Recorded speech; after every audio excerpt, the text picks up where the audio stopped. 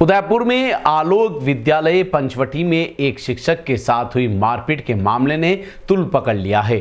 कुमावत क्षत्रिय समाज ने शनिवार को जिला कलेक्टर और पुलिस अधीक्षक को ज्ञापन सौंपकर इस घटना की निष्पक्ष जांच और दोषियों पर कड़ी कार्रवाई की मांग की है। समाज ने कहा कि यह सिर्फ एक व्यक्ति पर हमला नहीं बल्कि पूरे समाज की गरिमा और सम्मान पर चोट है। साथ ही उन्होंने विद्यालय और शिक्षक की सुरक्षा सुनिश्चित करने तथा अफवाहें फैलाने वालों के खिलाफ भी कार्रवाई की मांग की है। उदयपुर में आलोक विद्यालय पंचवटी में एक शिक्षक के साथ हुई मारपीट के बाद अब मामला सामाजिक स्तर पर गर्माता जा रहा है। शनिवार को कुमावत क्षत्रिय समाज के प्रतिनिधियों ने जिला कलेक्टर और पुलिस अधीक्षक को ज्ञापन सौंपा, जिसमें उन्होंने इस घटना को समाज की गरिमा पर हमला बताया। समाज का कहना है कि 31 अक्टूबर 2025 को विद्यालय परिसर में असामाजिक तत्वों ने एक शिक्षक पर हमला किया, जो अत्यंत निंदनीय है।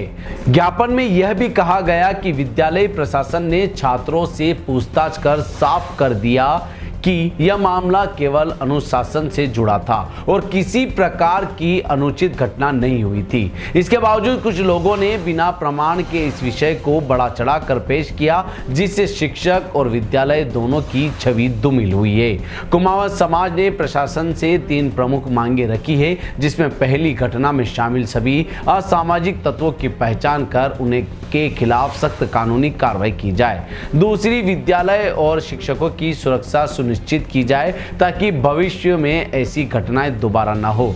तीसरी, प्रशासन जनता से समक्ष सच्चाई रखे ताकि अफवाह और गलत धारणाओं पर समाप्त किया जा सके।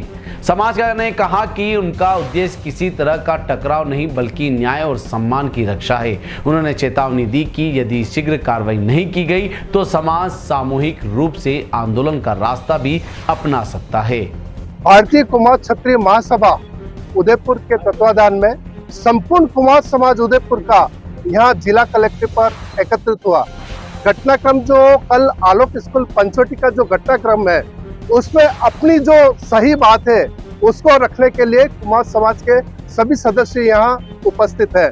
मैं आप लोगों के चैनल के माध्यम से निवेदन करना चाहूँगा कि जो घटनाक्रम आलोक स्कूल पंचवटी में घटित हुआ था उसमें हमारे कुमावत समाज के एक सम्मानित सदस्य चंद्रशेखर जी कुमावत, जो पिछले 30 वर्षों से आलोक विद्यालय में अध्यापन का कार्य करा रहे हैं, उनका आप जीवन चरित्र देखेंगे तो पूरा जीवन बेदाग रहा है।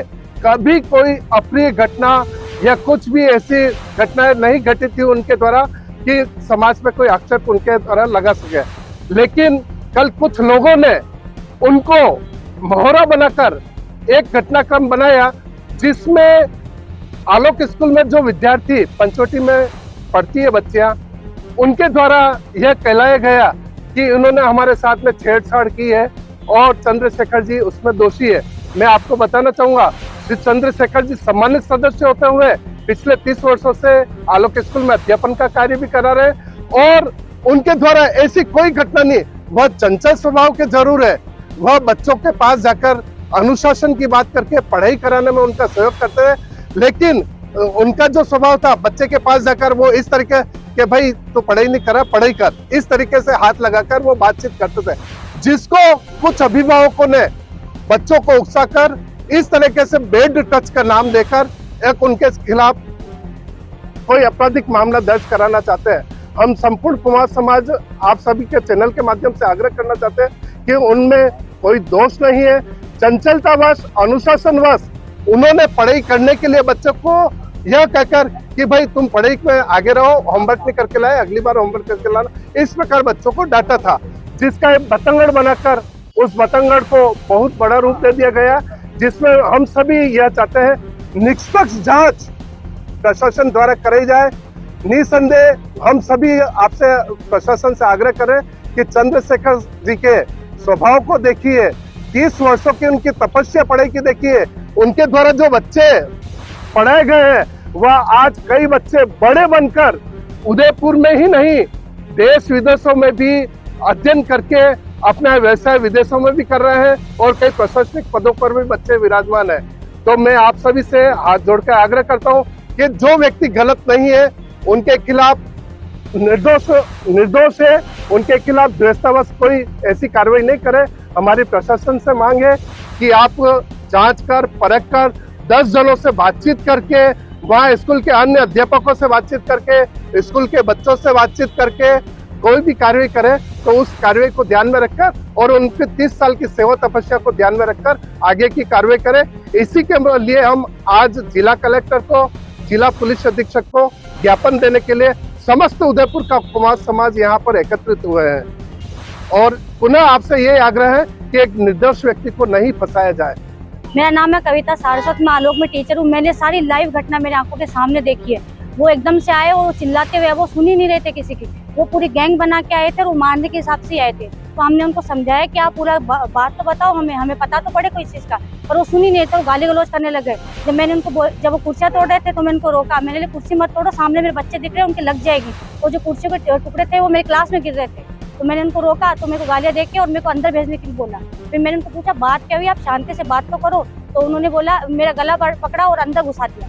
और जब उनको मारने के लिए लगे तो मैंने उनको रोका तो मेरी साड़ी खींच के पीछे खींच दिया। तो वो असामाजिक तत्व मारने के हिसाब से आए थे। और जो लड़के के पिताजी है, लड़की के पिताजी है, वो ऑलरेडी जेल में बंद है मर्डर के केस में। तो ये हमें बाद में पता पड़ा उससे, क्योंकि ये असामाजिक तत्व ही है जो मारने के हिसाब से ही आए थे। आप उस और स्कूल में पढ़ाते हैं, जी, कैसा स्वभाव है और क्या? सर का बहुत अच्छा स्वभाव। और जो पहले उनसे पढ़ चुके हैं उनके सबके फोन आए थे कि वो सर ऐसे है ही नहीं।